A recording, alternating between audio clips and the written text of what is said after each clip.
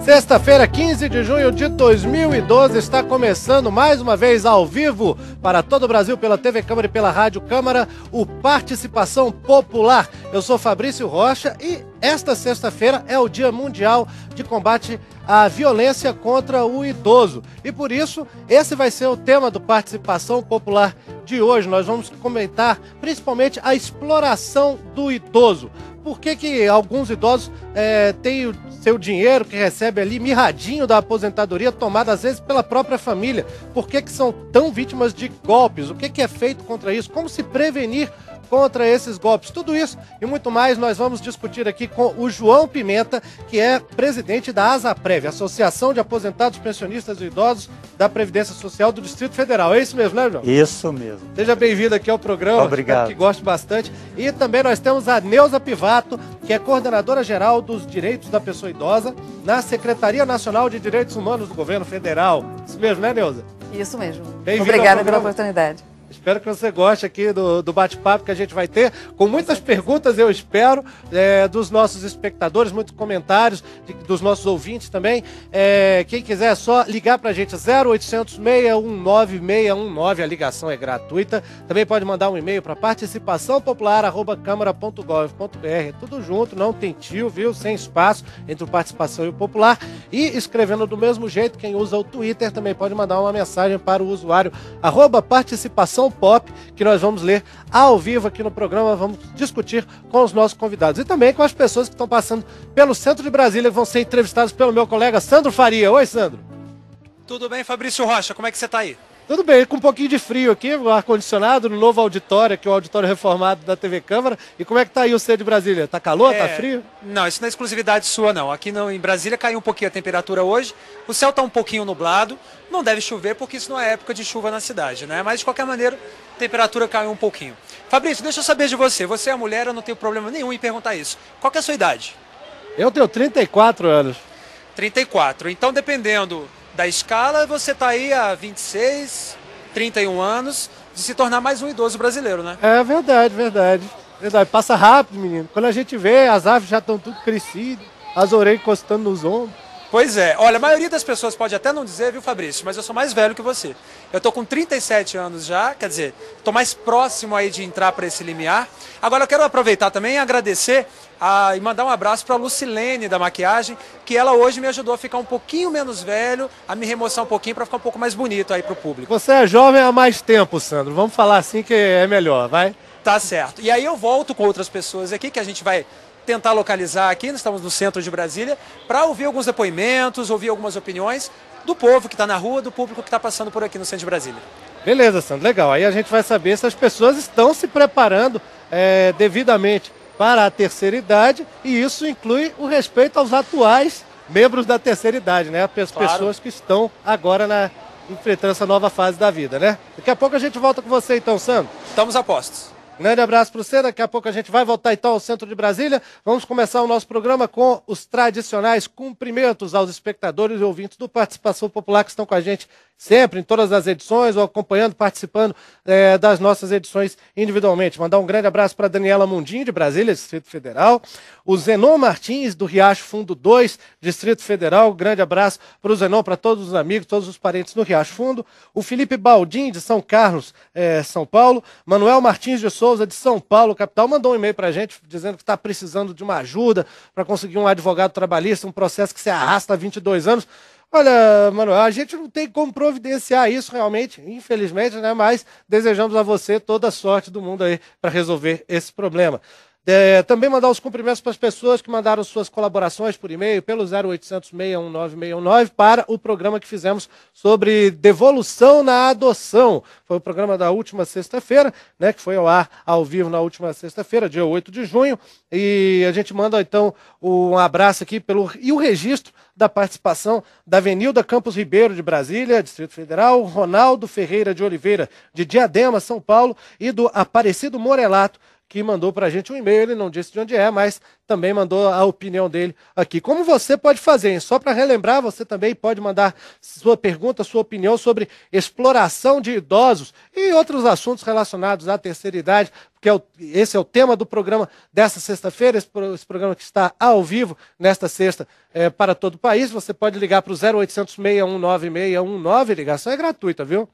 Mandar um e-mail para o participaçãopopular@câmara.gov.br e, se você usa o Twitter, mande uma mensagem para o usuário @participaçãopop. Vamos começar aqui, então, o bate-papo com o João Pimenta, que é o presidente da ASAPREV, Associação dos Aposentados, Pensionistas e Idosos da Previdência Social do Distrito Federal. João, nós estamos aqui no 10º ano agora do Estatuto do Idoso, que vai ser um tema que a gente certamente vai voltar mais para frente no programa, mas a gente ouve muitos casos de problemas que os idosos enfrentam em relação a empréstimos consignados, que muitas vezes são feitos em nome de... para ajudar parentes endividados, de golpes. Vocês têm algum levantamento estatístico sobre esses casos e o que pode ser feito para diminuir a ocorrência disso tudo, na sua opinião? Boa tarde a todos. Muito obrigado pela oportunidade que você está nos concedendo. É isso, a gente que agradece. Então, é uma hipocrisia da sociedade achar que colocar dinheiro à disposição a um custo baixo está ajudando a população idosa, porque aí vem os exploradores. E o maior explorador do idoso, nesse caso, são os familiares, porque a família, o filho, o neto, ele precisa de qualquer demanda, ele corre atrás do avô. Na hora de pagar, ele foge à responsabilidade. Então, o empréstimo consignado é uma das maiores violências que as autoridades públicas colocam à disposição do idoso. Nós entendemos que empréstimo consignado deve acabar do país e com isso, o idoso vai reconstituir o seu benefício no final do mês. Uhum. Bom, Neuza Pivato, coordenadora-geral dos Direitos da Pessoa Idosa, da Secretaria Nacional de Direitos Humanos. Vocês recebem denúncias, né, sobre alguns casos desses na Secretaria, não é, Neuza? Recebemos, né? Desde 2010, a Secretaria de Direitos Humanos dispõe de um serviço chamado Disque 100. E, neste período, nós recebemos milhares de ligações, mais de 8.000 denúncias com mais de 30.000 comunicados de violência. Esse serviço, ele vem sendo aperfeiçoado, é um serviço que recebe a denúncia, nós temos atendentes 24 horas por dia. Essas denúncias são encaminhadas para a ponta, dependendo da cidade onde é feita a denúncia, se faz o encaminhamento para a promotoria pública, para os CRAS, para os municípios, para os serviços disponíveis. Uhum. Nem sempre a resposta chega a contento e na forma que nós gostaríamos. Mas é um serviço que vem sendo construído e aperfeiçoado, muito reconhecido em âmbito nacional. Mais recentemente eu estive na Conferência Intergovernamental na Costa Rica e foi um dos serviços mais elogiados pelos países que participaram da América Latina e Caribe. Uhum. Agora, quantas dessas denúncias são feitas por idosos, Neuza? E também, assim, o número também não pode ser... não refletir exatamente a realidade dos golpes, porque trata-se muitas vezes de denúncias sobre a própria família, né? Sim. O serviço, ele reflete, ele traz uma amostragem do que vem ocorrendo. Primeiramente, porque não é só por ocorrer, muitas vezes, na família, mas porque em muitas cidades, principalmente cidades mais distantes, sequer se imagina que exista um serviço como este. Em todo lugar do país a pessoa pode discar 100 no telefone? Pode, de qualquer parte do país. É gratuito. Uhum. Né? E sempre temos pessoas atendendo. Nós mesmos, da Secretaria, capacitamos os atendentes durante semanas para que eles possam atender a contento e atendendo também ao tempo do idoso, que são tempos muito diferentes da juventude, para a fala, para o registro. Bom, vamos dar uma olhadinha lá no Centro de Brasília. Eu tenho informação aqui de que o Sandro já tem uma pessoa para falar aqui do Participação Popular. É isso, Sandro? É isso sim, Fabrício. Eu estou aqui com a dona Regina dos Santos. Ela mora aqui em Planaltina, pertinho aqui de Brasília, uma cidade próxima aqui ao centro de Brasília. E ela trabalha no Hospital Universitário de Brasília, não é mesmo, dona Regina? Ela está acostumada, então, estava falando comigo aqui agora há pouco, ela recebe casos, quer dizer, ela viu algumas pessoas que deram entrada no hospital, alguns idosos que deram entrada no hospital, foram vítimas de violência física, né, dona Regina? Foi. E como é essa situação quando o idoso dá entrada no hospital, vítima de violência? Não, geralmente quando ele chega lá, ele não fala, né? Aí com o tempo é que o médico vai e descobre que foi violência por causa, às vezes, dos hematoma, entendeu? Hematoma no rosto, hematoma nas costas, nos braços. Quer dizer, é uma situação frequente e geralmente o idoso é o quê? O que a senhora sente? Tem vergonha de dizer? Ou então a família de repente não quer que comente nada? O que a senhora... Geralmente ele tem vergonha de dizer, entendeu? E os filhos negam até a morte. Quer dizer, muitas vezes, pelo que a senhora está dizendo, são os próprios filhos que cometem? Mas é os filhos mesmo, os filhos que judia, toma conta da pensão, entendeu? É isso. Que tipo de situação acaba levando, pelo que a senhora tem vivenciado, que tipo de situação acaba levando os filhos a promoverem esse tipo de violência contra os pais? Droga. Geralmente todos eles usam droga. Isso os torna mais agressivos? Se torna mais agressivo porque ela não quer dar o dinheiro, aí eles ficam agressivos porque eles querem dinheiro para comprar droga, entendeu? Um dia mesmo um homem falou, disse, dona Regina, eu estou sofrendo muito porque meu filho usa muita droga e eu não quero dar o dinheiro e ele termina me batendo para poder eu dar droga para ele, dar o dinheiro para ele comprar droga. E estou numa situação muito difícil. Ela estava toda cheia de hematoma, dele chutar ela, bater, entendeu? E, quer dizer, fora a violência física que eles sofrem também, eles entram no hospital numa situação psicológica bastante desfavorável. Bastante abalada. Entendi. E fora do hospital, que é o ambiente de trabalho da senhora, a senhora já ouviu falar de casos assim? Não, o que eu vi, não. Eu só escuto falar. Mas para mim ver, não, nunca vi não. Graças a Deus, porque se eu ver...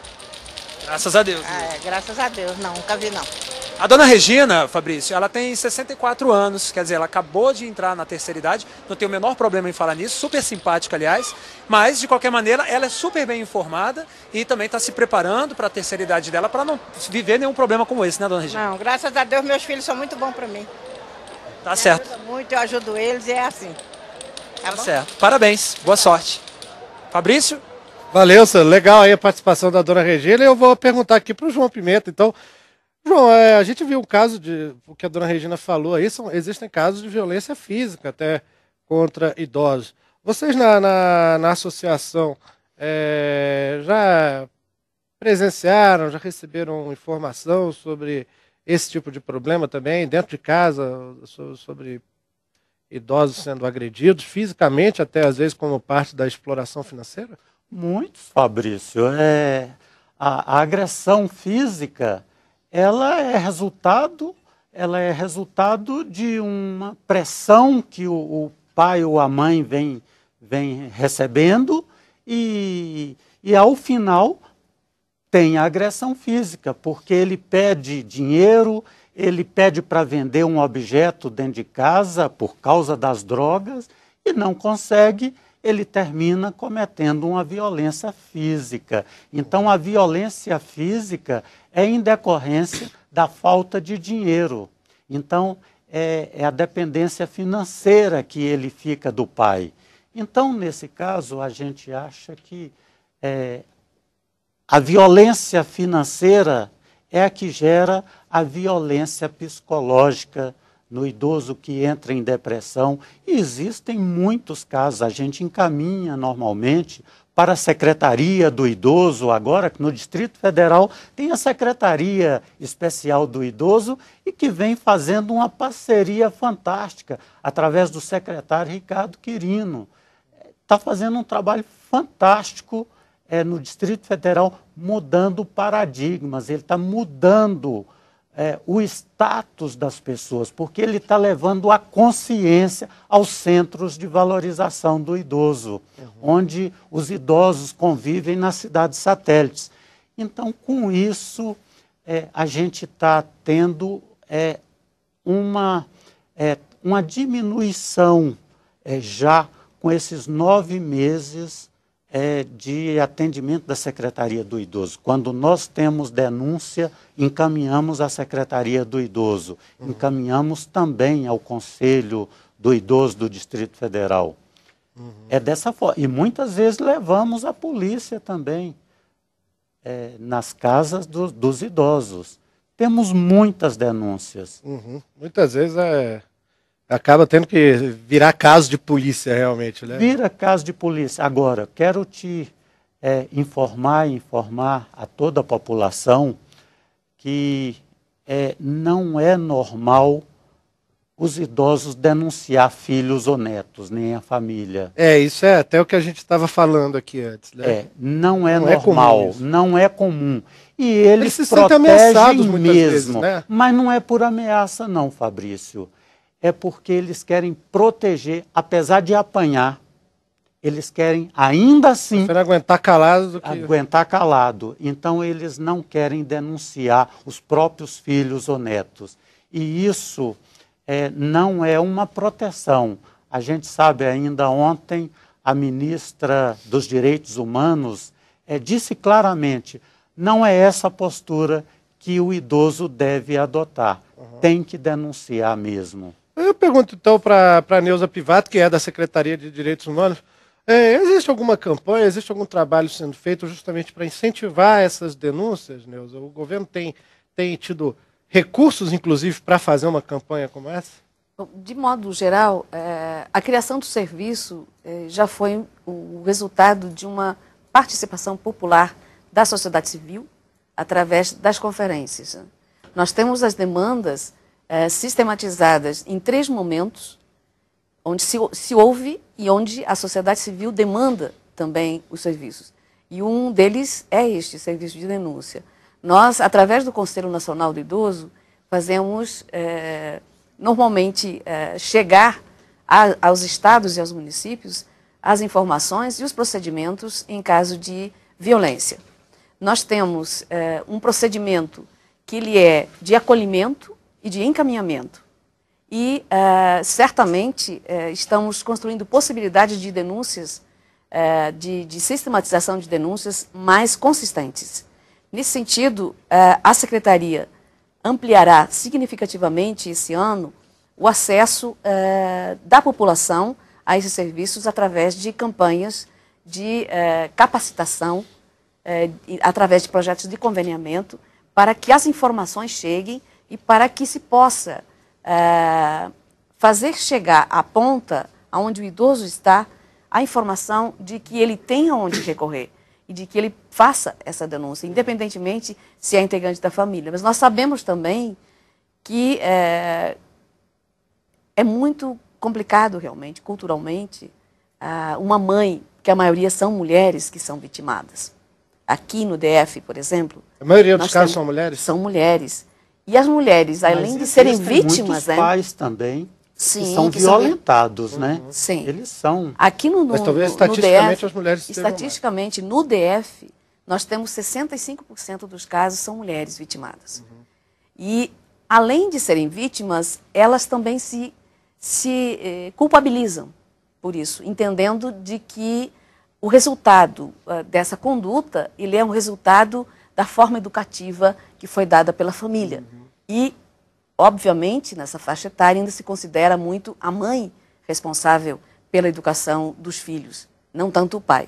Então, ela é duplamente vítima de um processo violento. Isso é terrível. Tem uma questão psicológica terrível, né? Vamos dar mais um pulo lá ao centro de Brasília, tem mais gente querendo aqui contribuir no Participação Popular com o Sandro Faria, né, Sandro? Isso aí.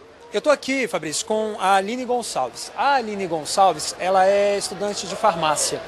Então, também lida com o serviço de saúde e ela tem um depoimento interessante pelo seguinte, ela cursou uma disciplina na faculdade dela chamada Saúde dos Ciclos da Vida, né, Aline?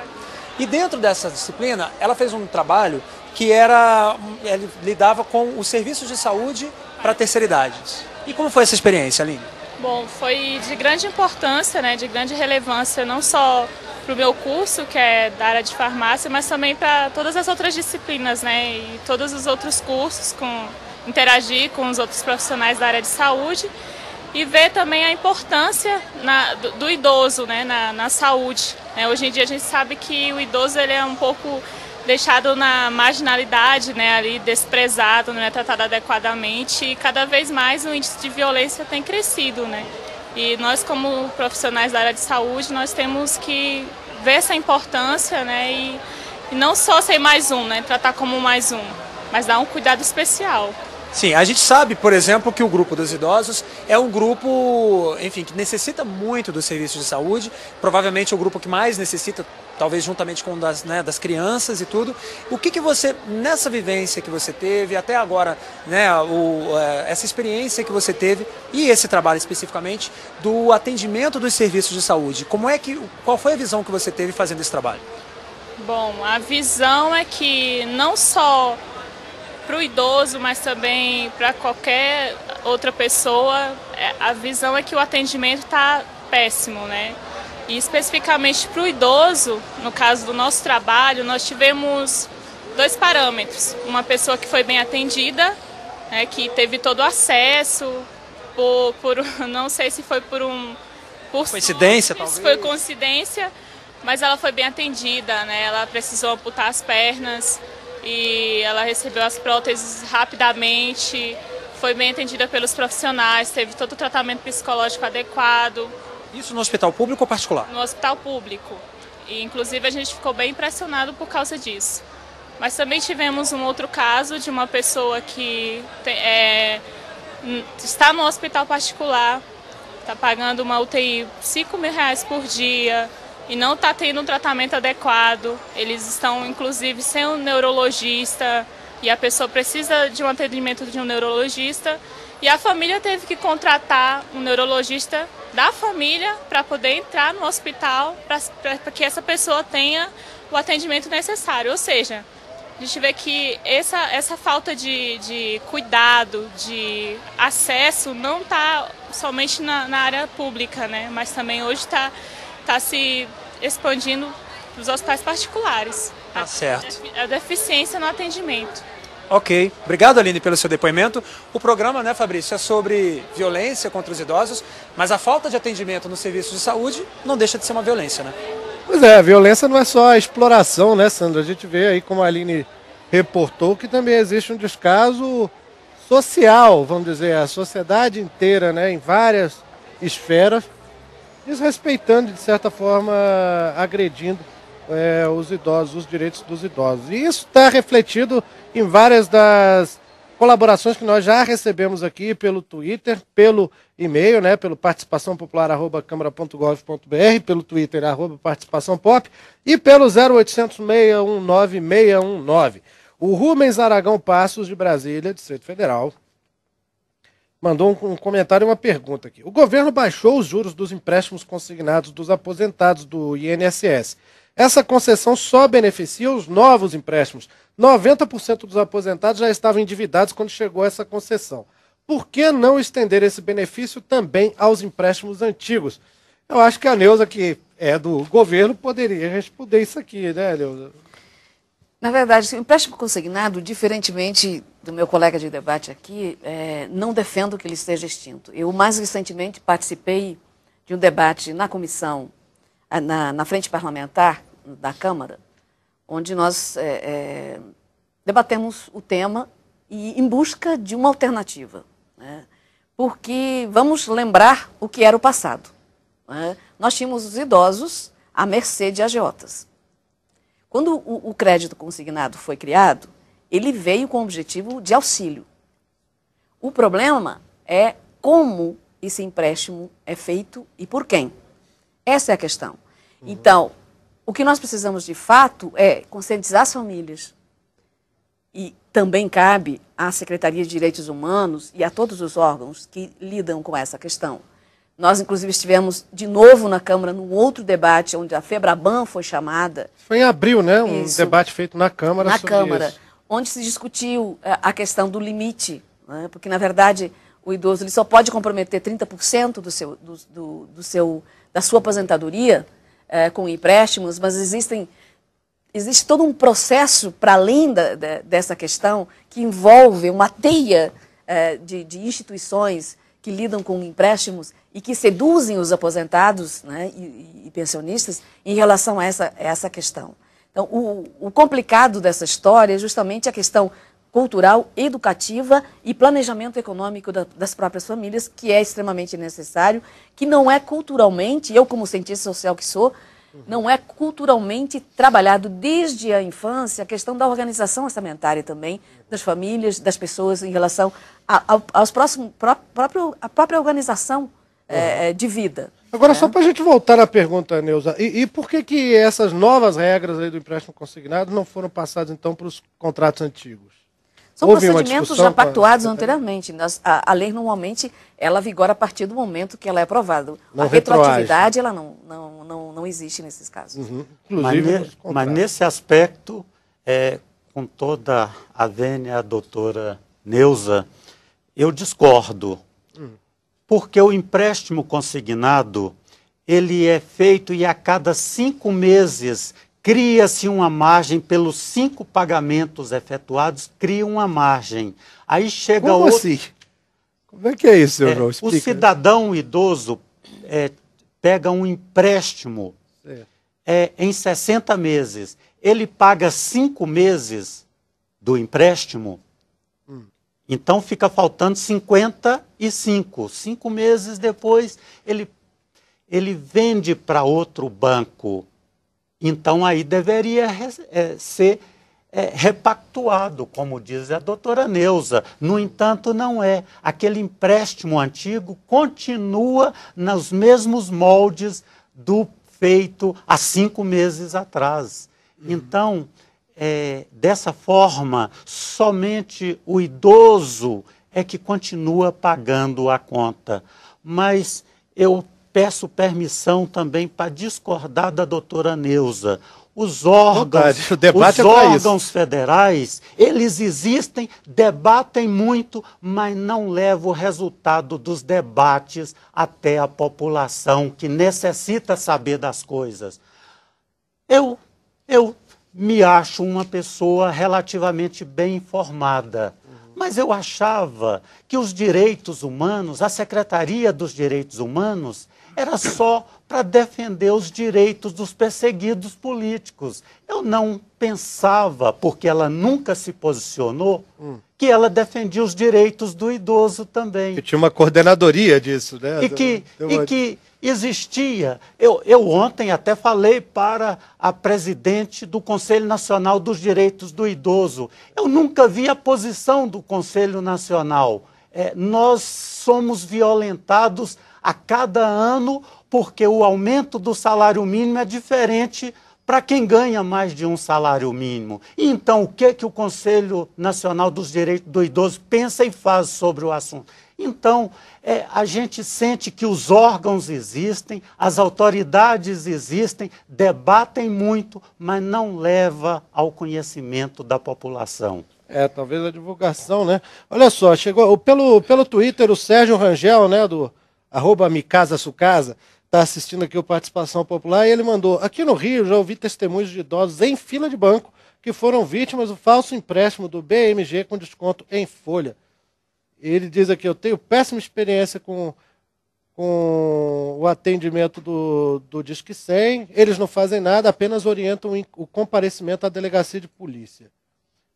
E ele fala assim, esses 171 do BMG compram mailing de pessoas que lá trabalham e enganam os idosos preenchendo formulários a lápis. A denúncia braba do Sérgio Rangel aqui, né, Neuza? Segundo o próprio INSS, foram registradas em 2011 15 mil reclamações sobre empréstimos consignados. Entre elas, 3.300 pessoas denunciaram fraudes ou golpes. O que vem sendo feito para reduzir esses casos de golpes, como aconteceu na Bahia, né? 700 trabalhadores rurais que tiveram seus documentos usados para tirar empréstimo, eles não viram um centavo do dinheiro. Eu torno a falar na questão educativa, porque certamente não será a Secretaria de Direitos Humanos a resolver essa questão. É uma questão, de fato, de planejamento e de cuidado. Porque se os idosos estão sendo ludibriados, né, e muitas vezes eles estão sensíveis a determinadas questões, é preciso que se construa um processo de proteção nesse sentido, porque eles são vítimas de gente muito mal intencionada, né, e que busca retirar esse recurso, que já é tão pouco, né, do idoso, para outros fins. Se a própria família hoje faz o que faz, no sentido de fazer uso do recurso, que é um direito após 30, 40, às vezes até 50 anos de trabalho, nós precisamos repensar, enquanto sociedade brasileira como um todo, né, o que estamos fazendo, para onde estamos migrando. Né? E a questão educativa, né? Desde a mais tenra idade, na Carta de Costa Rica, agora que aprovamos, né, vem a demanda dos países da América Latina e Caribe para que se acolha desde os primeiros anos e se construa planejamentos educativos nas escolas e nas famílias, no sentido do respeito com o idoso, no sentido de se repensar, enquanto ser humano, qual é essa conduta, quais são essas normas, quais são essas regras, né, de convivência e quais são os valores que nós queremos. Porque nós estamos tratando disso, né? Não é uma questão de polícia ou não. Né? Sim, mas é uma questão multidisciplinar, vamos dizer assim. É uma coisa que exige... envolve... Porque isso aí que você falou, por exemplo, é um acordo internacional. Sim. Mas ele já se transformou realmente, de fato, numa política aqui dentro do Brasil? É uma orientação. A carta que nós aprovamos lá é uma orientação a todos os países da América Latina e Caribe, para que se trabalhe mais efetivamente a questão educativa em relação à exploração dos idosos e à falta de respeito aos idosos. E a então, quem cabe isso? Isso cabe à sociedade como um todo. Não cabe só à Secretaria de Direitos Humanos. Mas também. Isso não é divulgado. Isso cabe nesse sentido. Isso não é nós divulgado. Estamos, sim, nós estamos então, nós, como construindo entidade, essa nossa possibilidade. associação tem 30 anos de existência. No entanto, a gente não tem entendimento nenhum com a Secretaria dos Direitos Humanos, com o Conselho Nacional do Idoso, com o Conselho do Idoso do Distrito Federal. Agora nós estamos comemorando os 10 anos do Conselho Nacional do Idoso e nós pudemos conhecer um pouquinho do que vem sendo feito. É necessário que os idosos saibam o que está acontecendo. A Carta do Caribe, ela deve ser extremamente importante, mas nós queremos saber o que tem nessa carta. Não foi concretizado nem divulgado, seria isso? Divulgado? Acabou de ser emitida, acabou de ser construída, isso faz menos de 20 dias. Nós fizemos agora a tradução brasileira, oficial, e estamos encaminhando a todos os conselhos estaduais. A nossa função, a nossa relação, ela é uma relação também institucional, né, de encaminhamento das questões para os estados e municípios, e nós estamos desenvolvendo campanha também para que todos os estados, todos os municípios tenham seus conselhos, porque é onde a população pode acessar, pode denunciar e pode ser protegida também. Né? E quero esclarecer ao meu companheiro de debate de que o Conselho Nacional, ele não é do governo. O Conselho Nacional é paritário, ele tem 50% de participação da sociedade civil e tem 50% de participação do governo. Portanto, cabe, né, à própria associação, os sindicatos, fazerem jus do seu cargo e reivindicarem um espaço da sociedade civil para a participação do Conselho. Isso é uma questão de disputar esse espaço. Nós vamos ter eleição agora, né, o processo inicia em agosto, é a nova etapa, agora a nova direção do Conselho Nacional, né? E certamente os sindicatos, as associações representativas podem, sim, buscar espaço no Conselho Nacional. Como procurar o Conselho Nacional? De que forma que as pessoas podem acessar? Porque até a diretora, né, a presidente do Conselho Nacional do Idoso, deu uma entrevista aqui na Câmara essa semana, dizendo que existe uma dificuldade até nos conselhos municipais, que ainda só existem 1/5 dos municípios do país, existe uma dificuldade de trazer o idoso para dentro do conselho. Assim, muitas vezes os conselhos municipais não têm idosos, até por causa disso. Eles não ficam sabendo, não têm acesso, enfim. De que forma que as pessoas podem procurar o conselho? Tem algum número também onde se possa ligar? Tem alguma coisa que pode ser feita? O que nós temos hoje, vamos fazer um quadro do que nós temos de conselhos. Né? Nós temos 5.000, se não me falha a memória, 5.600 municípios, 600 e poucos, né? Uhum. Nós temos conselhos, bolinha, isso. Nós temos conselhos em 2.900 municípios. Temos conselho em todos os estados. E temos uma secretaria que é a Secretaria do Distrito Federal. Esse é o mapa hoje. Uhum. Né?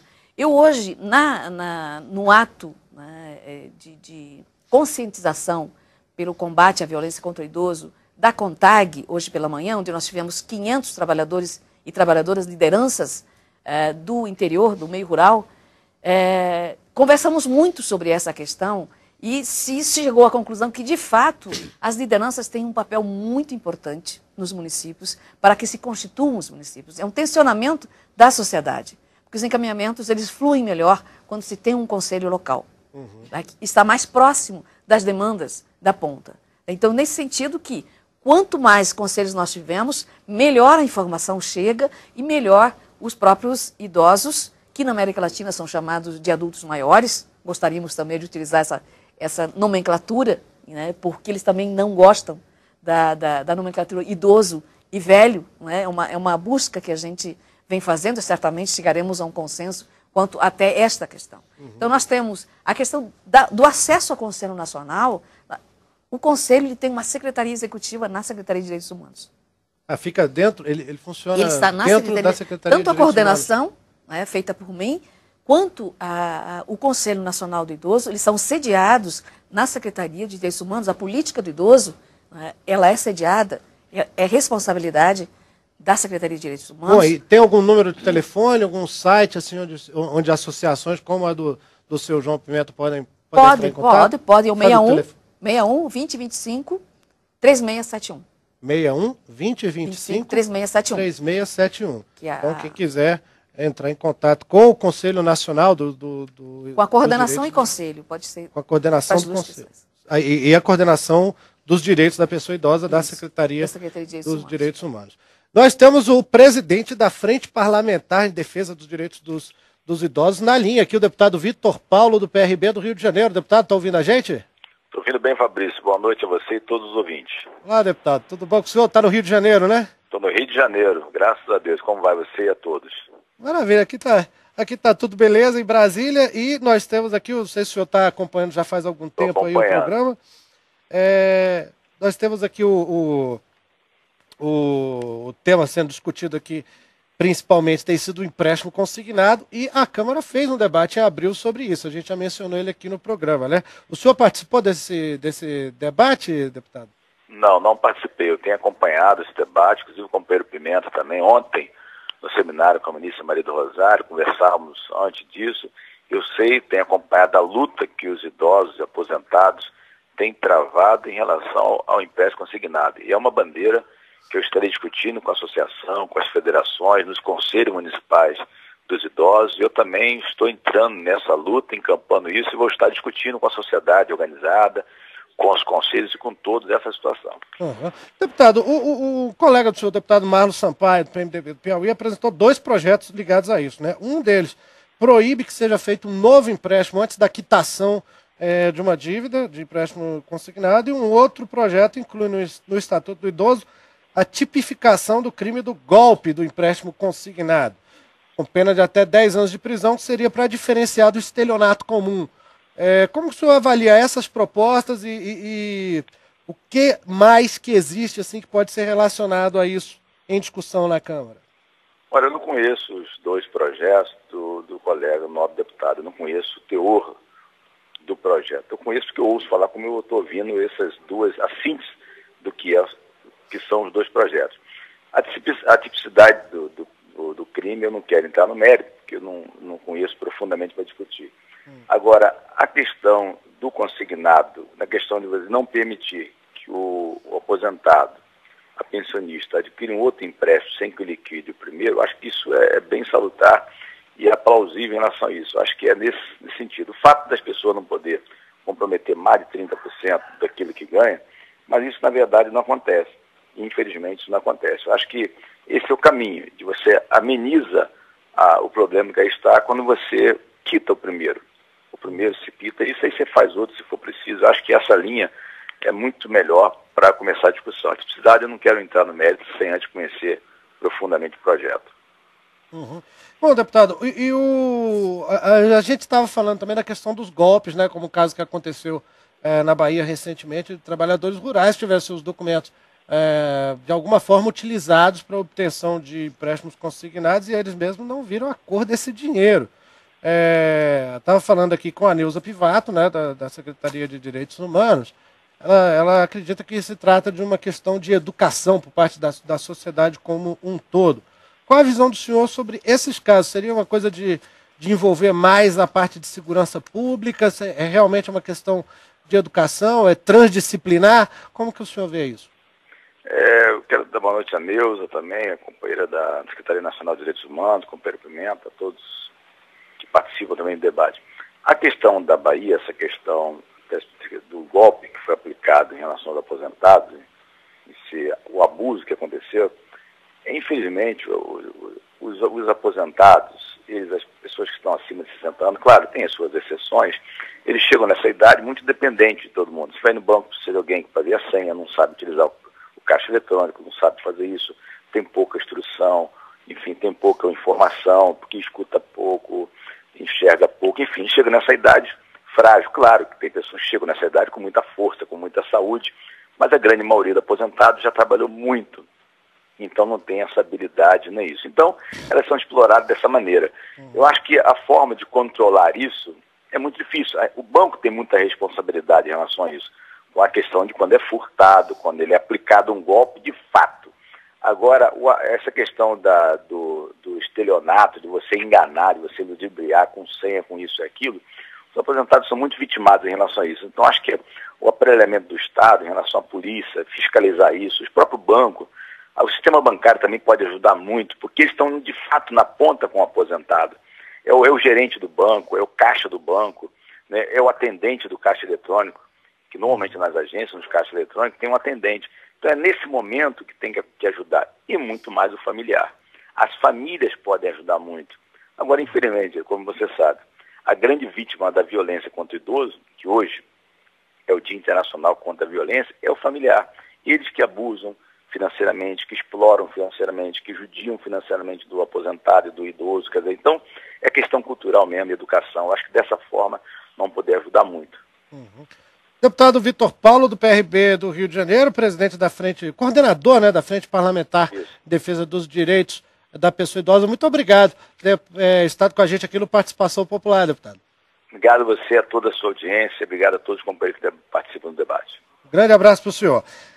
Nós recebemos aqui o e-mail da Natália Rodrigues de Formosa, Goiás, com um comentário. Acredito que o direito à vida e à dignidade de uma pessoa deve ser respeitado em qualquer idade, principalmente quando se trata de um idoso. Pessoa essa que infelizmente vem sofrendo constantes maus tratos, não só físicos, mas também psicológicos, vindo de seres humanos que um dia também chegarão nesse estágio. Bem colocado aí pela Natália Rodrigues de Formosa, Goiás. Vamos de novo ao centro de Brasília. Sandro Farias. Pois não, Fabrício, quase escurecendo já, mas eu tenho uma imagem bonita aqui para mostrar para vocês. A gente está falando de exploração de idosos, na verdade pregando a não exploração, e eu estou aqui com um encontro de gerações e de etnias. Eu estou aqui com o Antônio Gavião, que é de uma tribo indígena do Maranhão, e com o Kendi, que na verdade é um indígena peruano, né, Kendi? Sim. Você está aqui no Brasil há muito tempo já? Sim. E vem cá, o Fabrício, que é o meu amigo que está lá no estúdio, quer que você mande um tchauzinho para ele. Manda um tchauzinho, Fabrício. Tchau. Mas assim, sem dar um tchauzinho com a mão nem nada? Tchau. Simpático, Kendi, né? Ele é monossilábico, mas é simpático. Monossilábico, mas é simpático. Ele não negou o tchauzinho final para você, Fabrício. Agora vamos conversar aqui com o Antônio Gavião pelo seguinte. É um problema nessa coisa da exploração dos idosos que as tribos indígenas brasileiras também não estão livres de passar por isso, né? Realmente. É muito lastimável que esses problemas também já surgem em algumas aldeias, não são em todas, principalmente na Ilha do Bananal, por causa, tudo motivado pelo álcool. Aí os índios bebem e quando chega na aldeia, eles batem nos mais velhos, eles tocam fogo em casa. É muito triste, viu? Ô, Antônio, então você está falando, seu nome indígena é Tuncô, né? Tuncô. Você está falando então de um hábito, na verdade, que não é um hábito ancestral dos indígenas, isso já veio da convivência com o branco. São casos que já foram copiados dos brancos. E por isso, eu me sinto, sabe, muito triste com isso. Claro. Além de ver os absurdos que fazem com os velhos aqui na cidade, estão hoje fazendo lá dentro de determinadas aldeias. E eu quero mandar um recado para meus irmãos, parem com isso. Isso não é do nosso povo. Parem com essas agressões. E aqui também, vocês, homens brancos, deixem de bater nas pessoas idosas. Eu tenho 70 anos e não quero ser tratado como cachorro. Claro, não pode, não deve e tem que exigir mesmo respeito. É isso que eu quero que todos façam. Gente, olha, os nossos velhos são umas pessoas que passaram por gerações e hoje eles precisam do apoio da sua família. É triste ver um pai, um filho, uma filha, ou seja, qualquer parente pegar o seu pai, a sua mãe e jogar dentro de um asilo, deixar ele como um cachorro sem dono. Tá certo, Antônio Gavião. Depoimento até emocionado, né, Fabrício? Pois é, interessante, bastante enfático, né, realmente. É uma visão de uma cultura de mais respeito, né, pelos idosos em relação ao que está acontecendo agora. Chegaram algumas perguntas aqui no 0800 6969, vamos tentar responder a tempo. Não tem empréstimo consignado também, né? Imagina se eles tivessem aposentadoria para pegar o dinheiro e tal. E sobre isso, exatamente, chegaram duas perguntas aqui que eu queria levantar para vocês. O Adelino Demite, de Campinas, São Paulo, ele fala: minha mãe tem 92 anos, sou procurador dela para receber junto ao INSS. O dinheiro da aposentadoria dela eu gasto com despesas médicas, alimentação e transporte em favor dela. Gostaria de saber se isso constitui crime contra o idoso. E a outra pergunta é mais ou menos na mesma linha, eu vou fazer as duas juntas para a gente discutir aqui nesse final de programa. É do José Roberto dos Santos, de São José dos Campos, São Paulo. Ele diz: uma idosa já acamada está sendo manipulada pela filha a passar uma procuração para vender a casa e assim colocar essa idosa em um asilo. A lei permite que isso aconteça? Está aí uma preocupação do Zé Roberto dos Santos e outra preocupação aqui do Adelino Demite. Quem quer responder primeiro? Não, acho que, de novo, a gente torna a falar das relações intrafamiliares. Primeiramente, se a pessoa já não consegue ir a um banco, dar conta da sua própria vida, ela precisa de um procurador. Isso é legal. O risco é que, às vezes, essa pessoa que tem a procuração, que é legalmente constituída, né, para representar a pessoa idosa, nem sempre faz o que deve fazer, ou seja, respeitar e, de fato, atender a necessidade dessa pessoa idosa. Né? Nem sempre acontece. Muitas vezes ocorre desse filho, filha, o genro, o nora, explorarem esse idoso a partir do momento que tem a procuração. Existe, de fato, tensionamento no sentido de venda de imóveis e uma série de outras questões. A complicação maior é porque legalmente está tudo certo, né? O problema aí é ético. Né? Aí cabe o monitoramento da própria família. Nós temos casos, por exemplo, de denúncia de irmãos que perceberam que este irmão, constituído inclusive com o aval deles, não estava correspondendo à confiança que foi concedida pelos irmãos e pelos idosos. Bom, e assim, caso, denuncia, tem que denunciar. Isso é o que o José Roberto pode fazer, então. Ele vendo essa situação, ele pode denunciar. Existem delegacias do idoso em âmbito nacional. Quando não há delegacia do idoso, a denúncia deve ser feita na polícia. Ou ele pode ligar para o Disque 100. Desconstituir. Também, porque o Disque 100 ele recebe e encaminha. Zé Roberto, está vendo aí, né? Então, o que você pode fazer? Eu vou passar, então, outra pergunta aqui, também para responder rapidamente para o João Pimenta, né, da Asa Prévia, a pergunta do Adelino, né, sobre a mãe dele, que ele diz que gasta o dinheiro com ela. O que você acha, João? O que a doutora Neuza falou, você fazer a procuração é legal. A destinação dos recursos é que tem que ser gerido de uma forma muito responsável. Se ele transgredir o que lhe foi outorgado, naturalmente, ele tem que responder judicialmente. E isso a própria família também, os outros irmãos, ou netos, ou tios, podem denunciar. Uhum. Agora, ele diz que usa o dinheiro da aposentadoria dela com despesa médica, alimentação e transporte para a mãe dele, né, de 92 anos. Isso pode ser considerado crime? A princípio, isso não né? é crime. Isso não Se é ele estiver crime. realmente fazendo...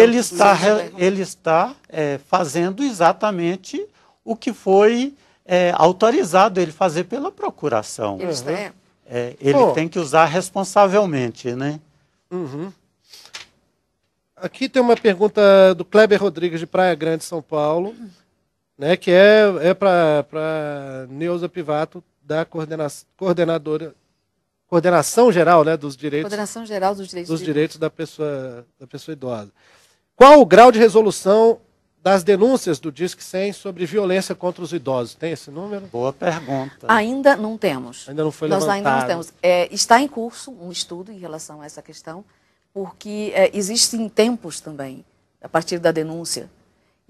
Isso está sendo monitorado, mas agora, nos próximos meses, será dado continuidade ao estudo que está sendo feito e buscado avaliar, porque nós já fizemos reuniões com o Conselho Nacional e descentralizado o último encontro foi em Fortaleza, para os conselhos estaduais e municipais regionalmente. Nós vamos reunir agora em agosto, no Rio de Janeiro também, chamando as várias regiões para discutir justamente um dos pontos a serem discutidos é esse.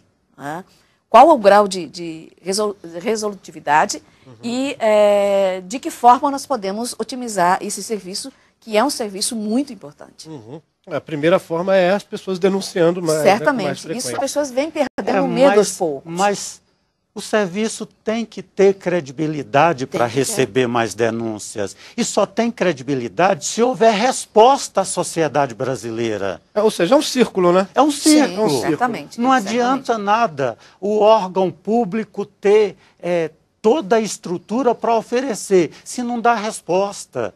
E aí a gente fica muito angustiado. Eu quero até alertar o Departamento Jurídico da Secretaria do Idoso do Distrito Federal, aqui representado por 2 advogados, que eles começassem a oferecer as respostas que o povo, os idosos, estão tendo, e então essa expectativa é para ter respostas, né? Então, seria, e é oportuno aqui essa discussão, e eles, com a presença deles, no sentido da gente obter as respostas. Uhum. Bom, tem chegado várias outras perguntas aqui, algumas até não são muito o tema do programa, muita coisa relacionada à Previdência, né? Mas isso aí sozinho já dá um outro programa para a gente, né? E a Previdência está nos devendo muitas respostas, e nós achamos que a Secretaria dos Direitos Humanos tinha que estar ao nosso lado também nessas demandas. Mas até que acontece, viu? A gente vê na reportagem aqui ligada à política, certeza. A gente vê que as áreas internas do governo vivem brigando ali, principalmente com o pessoal que fica sentado no cofre. Oxalá a ministra possa estar vendo o programa, ela que é oriunda dessa casa aqui, para poder ver que nós precisamos de uma coordenadora na área da Previdência Social também, lá na Secretaria de Direitos Idosos. Eu quero aproveitar a oportunidade bem rapidinho, e dizer que, de fato, a ministra está preocupada e nós estamos empenhados amplamente em criar a Secretaria Nacional do Idoso para que possamos ter uma estrutura maior. Isso foi anunciado ontem pela ministra e nós estamos com a documentação toda encaminhada, pronta, e estamos no aguardo, né, de despacho nesse sentido. Né? Uhum. Inclusive dotação orçamentária, né? Certamente, porque nós precisamos e muito. Sem dinheiro não adianta você criar a secretaria só no papel, só no Diário Oficial, né? Não tem jeito. Claro. O que é a ecologia do dia a dia? Eu quero que você pense um pouquinho e diga para a gente aqui no Participação Popular, porque esse vai ser o tema do nosso próximo programa, sexta-feira que vem, ao vivo, às 5 da tarde. O que você faz? Você separa o seu lixo? você evita que as pessoas joguem lixo na rua, você já plantou uma árvore, enfim, o que você faz, o que você pode fazer agora que a gente está nesse clima de Rio mais 20, né? Você joga todo tipo de lixo ali na descarga, na privada. O que você faz com o óleo que você fritou um bolinho, fritou um pastel? Você joga no chão, joga misturado com lixo? Tudo isso a gente vai discutir, que é a ecologia do dia a dia, na próxima sexta, ao vivo, às 5 da tarde, aqui na TV Câmara, na Rádio Câmara, também pela internet, no Participação Popular. E você já pode mandar suas perguntas, as suas opiniões para o 0800 619-619, ligação gratuita, ou pelo e-mail participaçãopopular@câmara.gov.br, né? E também pelo Twitter, se você usa o Twitter, mandando uma mensagem pra gente, @participaçãopop. Eu espero contar com você e vou agradecer aqui aos nossos convidados desse programa sobre a exploração dos idosos. O João Pimenta, que é o presidente da ASAPREV, Associação de Aposentados, Pensionistas e Idosos da Previdência Social do Distrito Federal. Muito obrigado, João. Eu que agradeço, a oportunidade foi fantástica para a gente levar essa preocupação para toda a população e eles terem consciência que a violência contra o idoso, como diz a Secretaria do Idoso, não fere só o violentado, fere também quem está violentando.